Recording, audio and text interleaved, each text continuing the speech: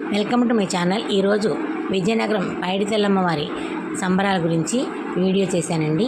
ముందుగా పుష్ప ప్రదర్శన అండి.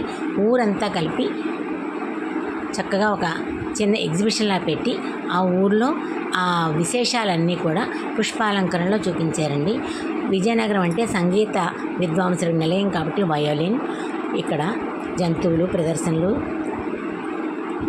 వివిధ రకాల ఆకృతుల్లో పళ్ళు, పువ్వులు, కూరగాయలు వీటన్నిటితోనూ వివిధ రకాల ఆకృతులు చేసి చక్కటి అలంకరణ చేసి ఒక ఎగ్జిబిషన్ లాగా పెట్టి చూపర్లకు కనువిందు చేసిన దృశ్యం అండి.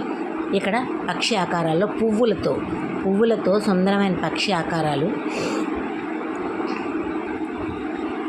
ఇకపోతే పువ్వులన్నీ కలిపి ఒక చక్కటి అలంకరణ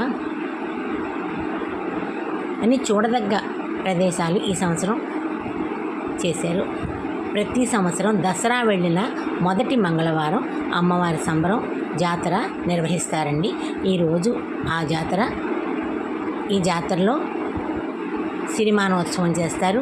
ప్రజలందరూ పులి వేషాలు వేస్తారు, డప్పులు వాయిద్యాలు చేస్తూ రోడ్డంతా చాలా కోలాహలంగా ఉంటుంది.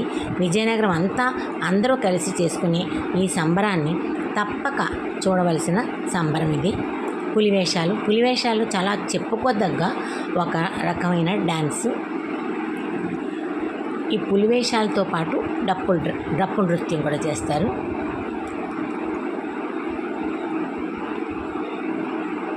సిరిమానోత్సవం అన్నది చూడవలసిన ఒక సందర్భం అండి.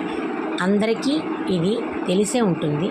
విశాఖ ప్రజలకి, విజయనగరం ప్రజలకి ఈ పండగ చాలా ముఖ్యమైనది. ఆ రోజు మొత్తం నగరం అంతా విద్యుత్ దీప కాంతులతో అలంకరిస్తారండి. ప్రతి భవనం విద్యుత్ దీపాల్లో మెరిసిపోతూ ఉంటుంది.